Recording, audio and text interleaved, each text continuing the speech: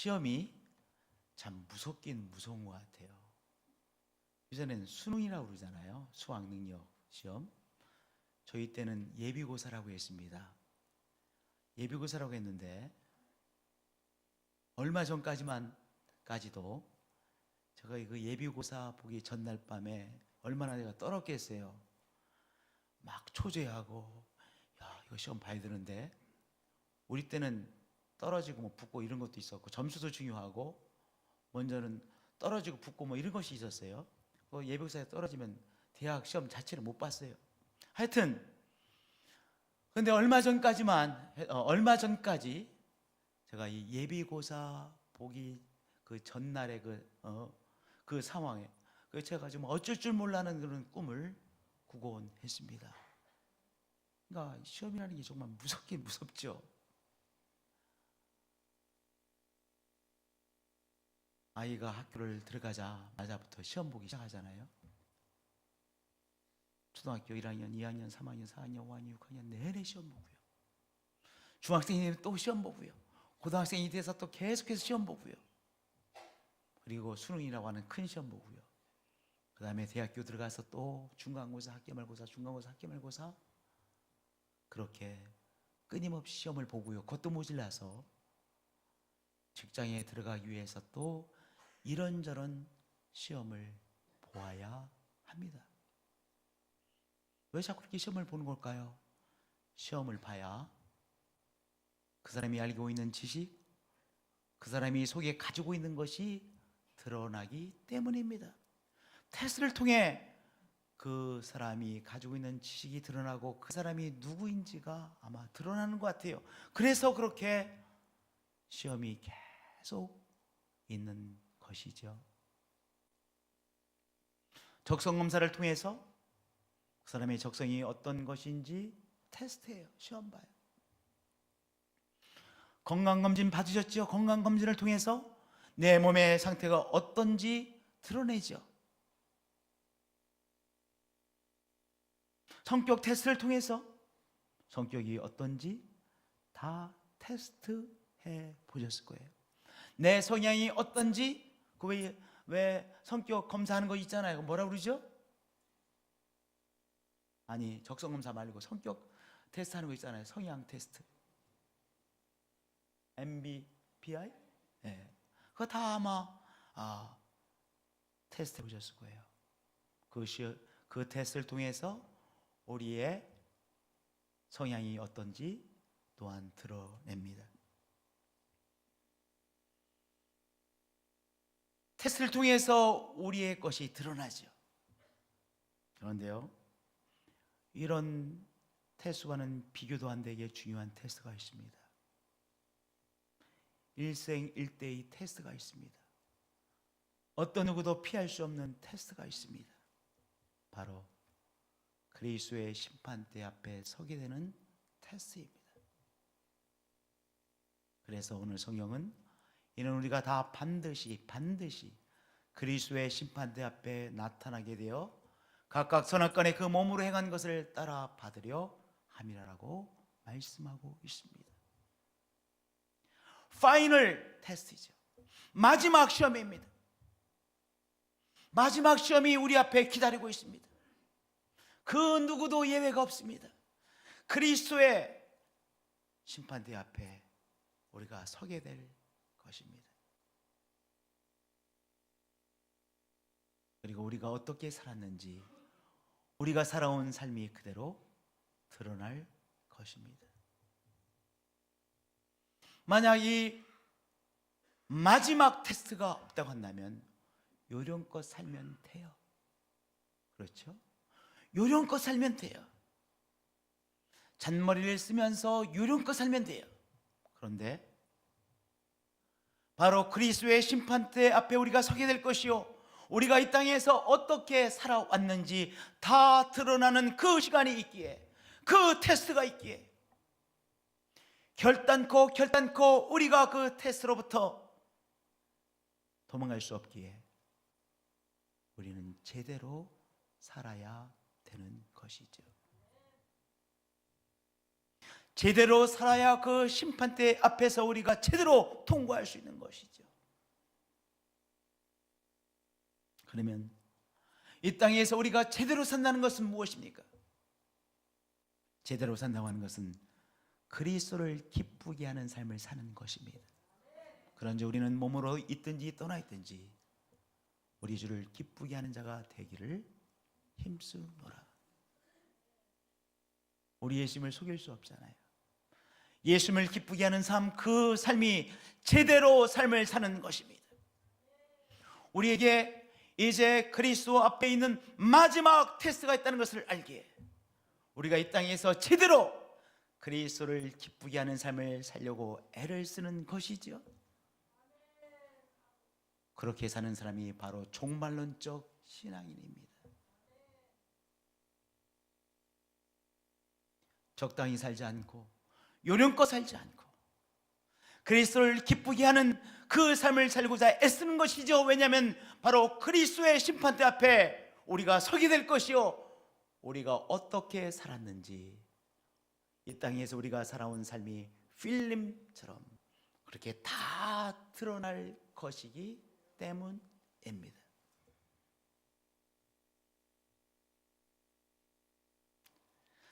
주를 기쁘시게 하는 삶을 살아야 되는데요, 그러면 주를 기쁘시게 하는 삶을 삶으로 이제 마지막 심판 때 마지막 테스트를 잘 우리가 통과해야 되는데, 제대로 통과를 해야 되는데 어떻게 사는 것이 우리 예수님을 기쁘게 하는 삶입니까?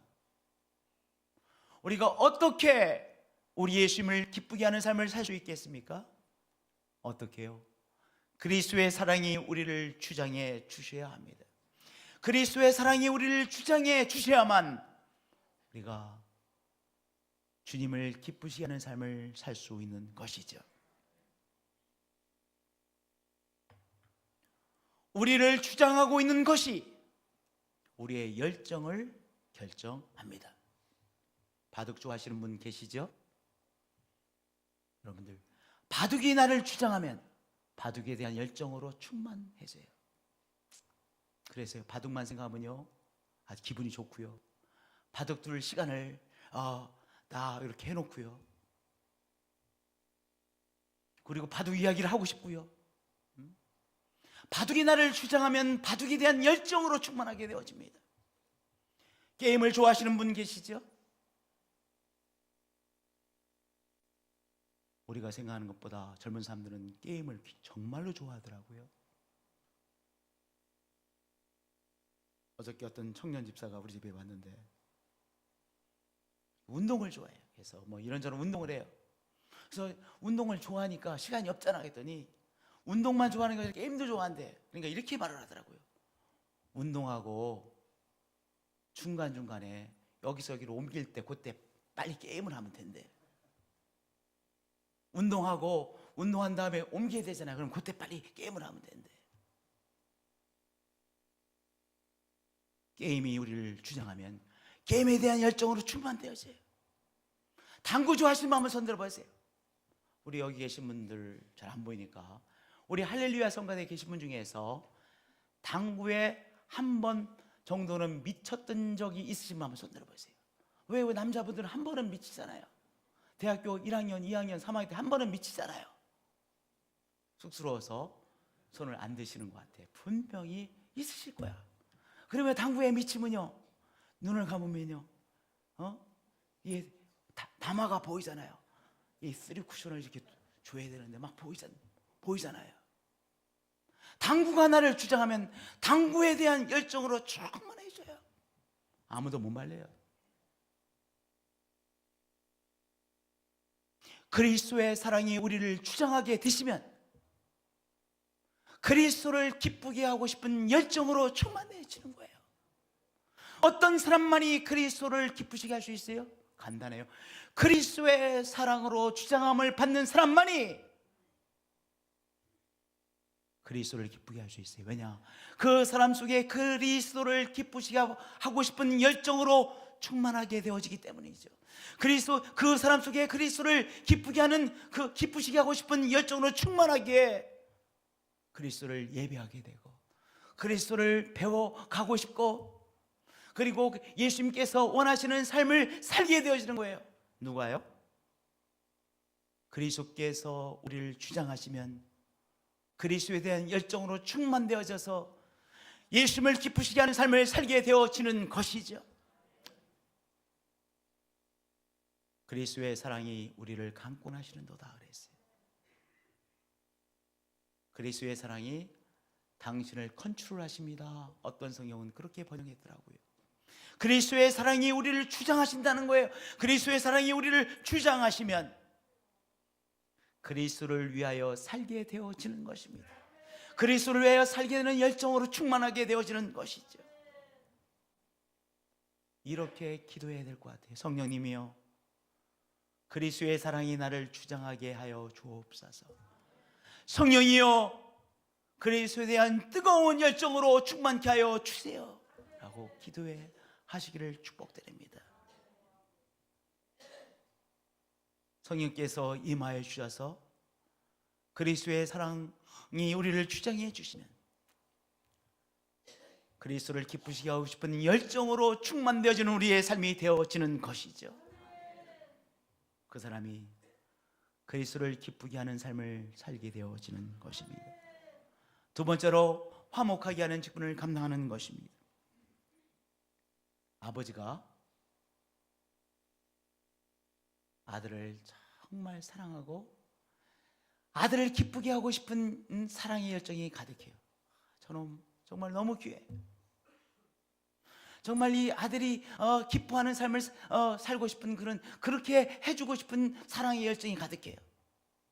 내 사랑하는 딸이 나로 인해서 더 기뻐지는 삶을 살고 싶어. 사랑의 열정이 있어요. 그렇잖아요. 그러시죠? 그런데 사랑의 열정은 시작이죠. 사랑의 열정만 있어서는 안 돼요. 뭐도 필요합니까? 사랑의 열정은 반드시 그 다음에 지식이 있어야 돼요. 내가 어떻게 해줘야 내 아들이 정말 기뻐하는가? 내가 어떻게 해주는 것이 정말 나의 아들에게 도움이 되는가? 내 딸에게 정말로 도움이 되는가? 무엇이 있어야 돼요? 열정은 지식을 수반해야 돼요. 열정은 지식을 갖고 있어야 돼요. 그저 열정만 충만하다고 해서 아들이 다 좋아하는 것이 아니에요. 오히려 딸에 대한 엄마의 사랑의 열정이 지식이 부족해서 딸로 하여금 어머니가 자기에 대한 관심을 기울이는 것이 너무 힘든 딸이 얼마나 많습니까? 나중에 그 어머니 때문에 결혼 생활도 힘들어지는 사람들이 있어요. 막 딸이 사위하고 싸웠다면 가서 막 혼자 가서 다 심판 역할 다 해. 막 그냥 가서 사위를 갖다가 막 그냥 쥐잡듯이 해. 그리고 막 엄마가 나서서 야 갈라서 엄마가 더 갈라서래. 잘 그들을 성숙하게 그리고 하나 되게 하지 못하고 더 엄마가서 엉망을 쳐놔. 사돈하고 가서 사돈하고도 막 싸워. 사랑의 열정은 충만하지. 뭐가 부족한 거예요? 지식이 부족한 거야. 사랑의 열정은 무엇을 수반해야 돼요? 지식을 수반해야 돼요. 사랑의 열정은요, 그 다음에 지식이 있어야 진정으로 상대방을 기쁘게 하고 상대방을 세울 수 있는 것이죠. 우리가 예수님을 정말 기쁘시게 하는 삶을 살고 싶은 사랑의 열정이 있어요. 그리스도에 대한 사랑의 열정이 있어요. 근데 내가 어떤 삶을 살 때 예수님이 정말로 기뻐하시는지, 하나님이 정말로 기뻐하시는지 알아야 되잖아요. 언제 기뻐하세요? 우리가 화목하게 하는 직분을 감당할 때 우리 예수님 기뻐하시는 거예요. 모든 것이 하나님께로서 났으며 그가 그리스도로 말미암아 우리를 자기와 화목하게 하시고 그 다음에 우리에게 화목하게 하는 직분을 주셨다라고 말씀하고 계세요. 하나님께서 우리에게 어떤 직분을 주셨어요? 화목하게 하는 직분을 주셨어요. 우리가 이 땅에 살면서 화목하게 하는 직분을 잘 감당해내는 것이 하나님에게 큰 기쁨이 되는 거예요.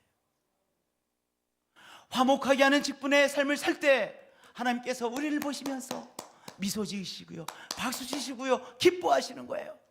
언제요? 우리가 이 땅에서 화목하게 하는 직분을 감당하며 살 때 하나님이 기뻐하십니다. 그러면 화목하게 산다는 것은 뭐예요? 화목하게 산다라고 하는 화목하게 하는 직분을 감당해낸다는 것은 무엇이냐? 정죄하지 않고 비난하지 않고 그 사람을 있는 그대로 받아들이는 것입니다.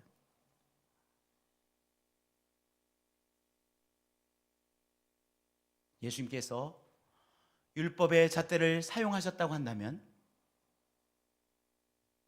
우리는 예수님 앞에 비난을 받고 정죄를 받고 심판을 받고 말았을 것입니다.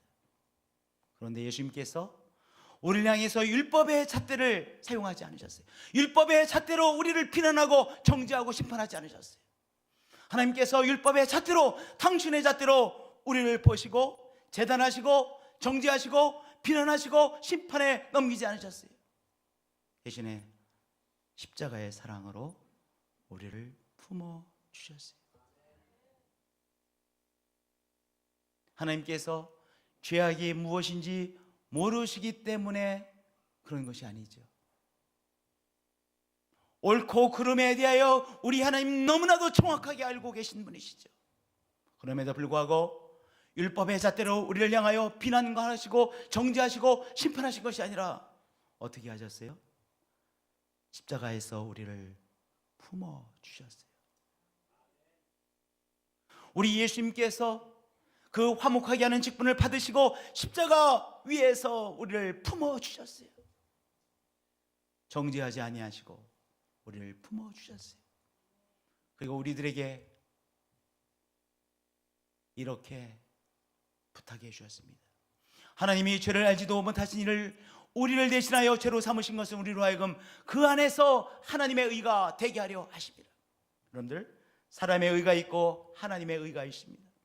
저를 따라서 고백해 주시면 합니다. 사람의 의가 있고 하나님의 의가 있습니다. 의라고 다 똑같은 의가 아닙니다. 사람의 의가 있고 하나님의 의가 있습니다. 사람의 의가 우리들 속에서 승하면, 올라오면 그 사람의 의의 잣대로 무엇합니까? 우리가 비난하고 정죄하고 심판합니다. 그러니까 사람의 의는 올라오면 올수록 결국은 뭐 하게 됩니까? 결국은 사람을 죽이게 되어집니다. 사람의 의가 올라오면 올수록 결국은 사람을 죽이게 돼요. 그 날카로운 자기의 잣대로 비난하고 정죄하고 심판하고 안 보겠다라고 하고 그러는 것이죠. 하나님께서 죄를 알지도 못하신 이를 우리를 대신하여 죄로 삼으신 것은 우리로 하여금 그 안에서 하나님의 의가 되게 하려 하십니다. 하나님의 의는 무엇입니까? 하나님께서 자신의 삶으로 품어주신 것입니다. 당신의 생명으로 우리의 악과 우리의 연약함을 품어주신 것입니다.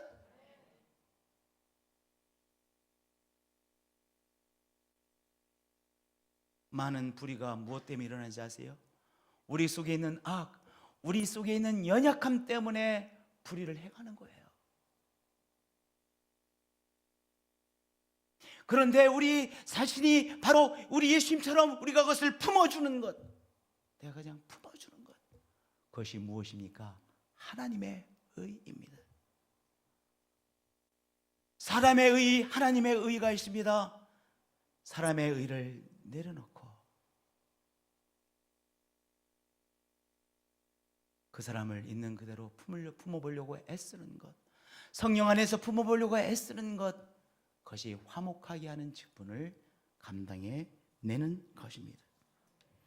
비난하거나 정죄하려는 마음을 내려놓고 그 사람을 조금 더 이해해 보려고 애를 쓰는 것, 그것이 화목하게 하는 직분을 감당하는 것입니다. 비난하거나 정죄하는 것을 내려놓고 그 사람을 위해서 기도하는 것, 그것이 화목하게 하는 직분을 감당해 내는 것이죠. 그 사람이 바로 하나님의 의를 이루는 사람인 것입니다. 사람의 의에 머무르지 마시고 하나님의 의를 선택하시는 한 분 한 분들이 되어지시기를 축복드립니다. 화목하게 하는 직분을 감당한다는 것은 무엇이냐? 또 하나는 내가 심판하려 하지 않고 하나님께 심판을 맡겨드리는 것입니다. 삶을 살다 보면 억울한 일을 당합니다. 그렇죠? 삶을 살다 보면 억울한 일을 당합니다. 오해를 받습니다. 말도 안 되는 일을 당하기도 합니다. 그러면 우리의 마음속에 대갚아 주어야 되겠다는 생각이 떠오릅니다. 당연한 것입니다. 내가 아프니까 내가 아픈 만큼 저 사람에게 대갚아 줘야 된다고 생각하는 것이죠. 억울하니까 나도 뭔가 저 사람에게 고통을 주어야 된다고 생각하는 것이죠. 그렇게 우리가 생각합니다. 내가 대갚아 줘야 될 그 무엇이 있다라고 여겨질 때 대갚아 주는 것, 화목하게 하는 직분을 감당해내는 거예요? 화목하게 하는 직분을 감당하지 못하는 것이죠. 화목하게 하는 직분을 감당해내는 것은요, 내가 대갚아 줄 것이 있어요. 분명히 있어. 계산을 해보니까, 따져보니까 대갚아 줄 것이 있어. 아니, 따져보지 않아도 분명히 대갚아 줄 것이 있어. 억울해. 말도 안 돼. 그런데 한참 따지던 것을 내려놓고 따지는 것 그리고 갚는 것을 하나님 앞에 맡겨드리는 것, 그것이 바로 화목하게 하는 직분을 감당해내는 것입니다. 로마서 12장 19절에 내 사랑하는 자들아, 사랑 우리를 향해 부르시면서 말씀하시기를 너희가 친히 원수를 갚지 말고. 우리는 시시때때로 우리 머릿속으로 원수를 갚고 있죠. 우리 속으로 따지고 있죠. 대갚아 줘야 될 것을 따지고 있죠. 너희가 친히 원수를 갚지 말고 하나님의 진노하심에 맡기라. 그것은 하나님의 비즈니스입니다. 하나님이 알아서 할 문제입니다. 제가 자꾸 따지려고 하는데 안 따지겠습니다. 대갚으려고 따지고 있는데 그것을 내려놓겠습니다. 원수 갚는 것이 내게 있으니 내가 갚으라고 주께서 말씀하시니라. 사탄은 우리에게 지속적으로 말합니다. 너 당했잖아. 너 억울하잖아. 너 말도 안 되잖아. 대갚아줘야지 바보야. 가만히 있으면 어떡해. 꼬집어. 뒤로 가서 뒤통수 한번 쳐. 너 뺨 한 대 맞았잖아. 너는 뺨을 2대를 쳐. 가만히 있으면 바보잖아. 너는 바보가 아니잖아. 대갚아줘야 되잖아. 사탄은 지속적으로 우리에게 그렇게 말합니다. 성인 우리에게 친히 너 스스로 원수를 갚지 말고 하나님의 진노하심에 맡기라. 하나님에게 맡기라라고 말씀하십니다. 이 성령의 말씀을 듣고 원수 갚는 것을 내려놓는 것, 그것이 화목하게 하는 직분을 감당해내는 것입니다.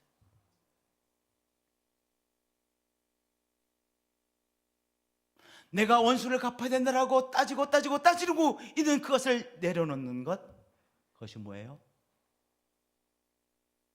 화목하게 하는 직분을 감당해내는 것입니다.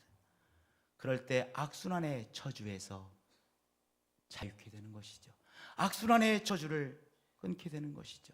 저 사람이 나의 뺨을 쳤습니다. 그러면 나는 그 사람을 향해서 신나게 2대를 쳤습니다. 딱! 그 사람은 2대 맞은 것만 기억합니다. 나를 향해서 때렸던 그 아프게 했던 것, 한 대를 때린 것 다 잊어버리고 2대 맞은 것만 기억합니다. 그리고 나를 향해 와서 4대를 칩니다. 딱! 나는 2대 맞은 건 2대 때린 거 다 잊어버렸습니다. 4대 맞은 것이 나의 우라통을 건드렸습니다. 가서 몇 대를 때립니까?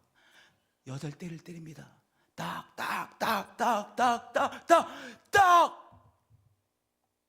조금 시원해지려고 하는 순간 그 사람은 나에게 다가와서 16대를 치려고 합니다.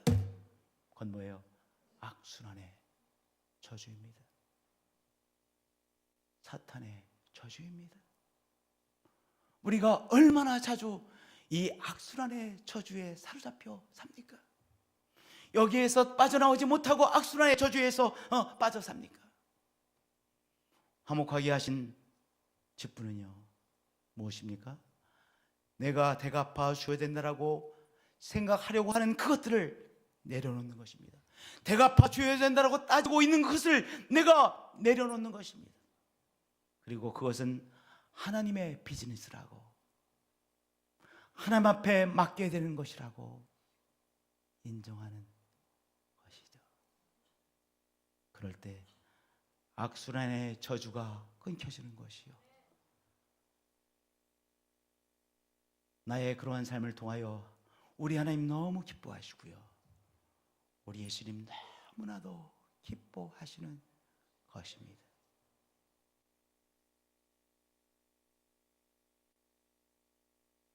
화목하게 하는 직분은 또한 무엇입니까? 어려움을 겪고 있는 사람을 도와주는 것입니다. 어려움을 겪고 있는 성도를 도와주는 것입니다. 성도님들, 우리 성령님께서 어떤 어려움에 처해 있는 사람, 어떤 어려움에 처해 있는 성도를 우리의 마음속에 자꾸 떠오르게 하실 때가 있어요. 그럼 뭐 해야 돼요? 그 사람이 겪고 있는 그 어려움에 손을 붙잡아 줘야 되는 거예요. 그것이 바로 화목하게 하는 직분을 감당하는 것입니다. 어려움을 겪고 있는 어떤 사람이 자꾸 떠오릅니다. 그분 위해서 기도해 주시고요, 그 사람이 겪고 있는 어려움을 아시는데 자꾸 그 사람이 자꾸 나의 마음속에 떠올라. 뭐 하면 돼요? 내가 도울 수 있는 그 어떤 것으로 진심으로 도우려고 애써 보세요. 그 사람이 무엇이에요? 화목하게 하는 직분을 감당해내는 것이요, 우리 예수님께서 우리를 보시고 미소 지으시고 기뻐하시고 박수 쳐주시는 것이죠. 나의 사랑하는 성도야, 너무나도 귀한 삶을 살고 있구나, 박수하는 것입니다. 마지막으로 화목하게 하는 직분이라는 것은 화목의 복음을 나누는 것입니다. 십자가의 복음은 화목의 복음이죠.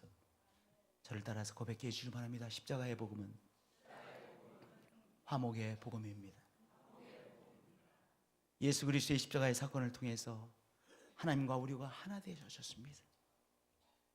십자가의 귀한 사역을 통해서 하나님께서 우리를 책임져 주시는 삶으로 전환되어졌어요. 하나님께서 우리의 아버지가 되시고 우리의 공급자가 되어주시고, 하나님께서 우리의 삶을 책임져 주시고, 그리고 영생까지 책임져 주시는 삶이 되어졌어요. 하나님의 자녀가 되는 특권을 누리게 되어졌습니다.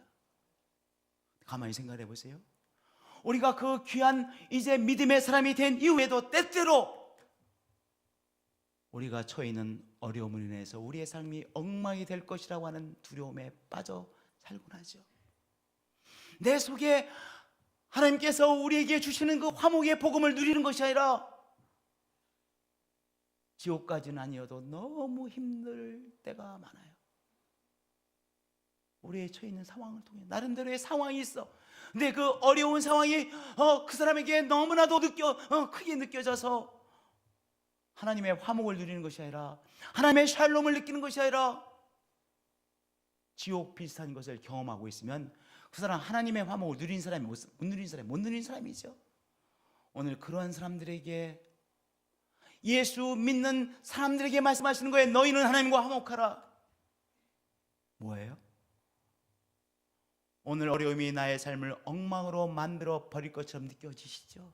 그것을 내려놓고 하나님이 주장하고 계시지, 하나님이 선하심으로 인도하고 계시지, 하나님께서 나를 품고 계시지, 하나님께서 선한 길로 인도하고 계시지, 이 귀한 사실을 붙드는 거예요.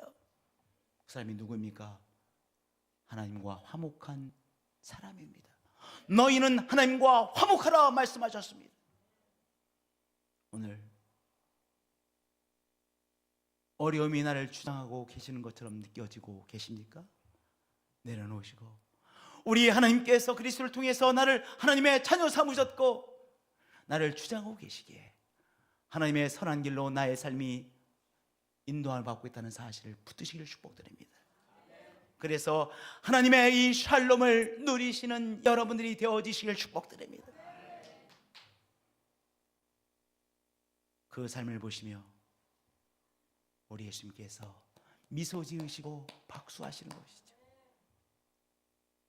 너가 나에 대한 신뢰로 살아가고 있구나.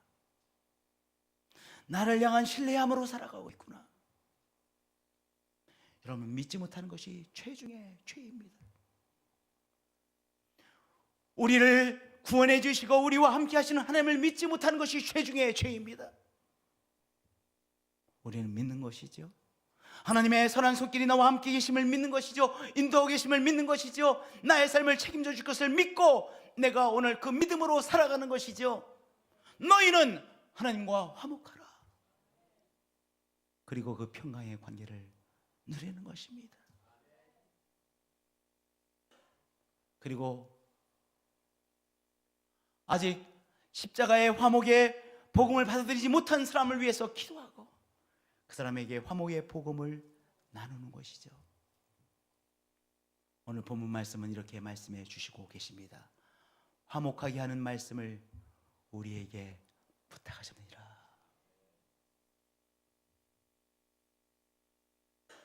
화목하게 하는 말씀을 우리에게 부탁하셨느니라. 십자가의 화목의 복음을 우리에게 부탁해 주셨죠. 이 십자가의 화목의 복음을 우리를 통해서 또 다른 사람이 받게 되므로 하나님의 내미신 그 귀한 손을 붙잡고 제대로 삶을 살아갈 수 있잖아요. 이 귀한 역사에 우리가 쓰임받는 것이죠. 그럴 때 우리 예수님 우리 향해 미소 지으시고요, 벌떡 일어나시고요, 우리 향해 박수 쳐주시고요, 기뻐하시는 것이죠. 그러한 교회가 될 때 하나님이 우리 교회를 향하여 일어서시고요, 박수 치는 것이죠. 너가 진짜구나.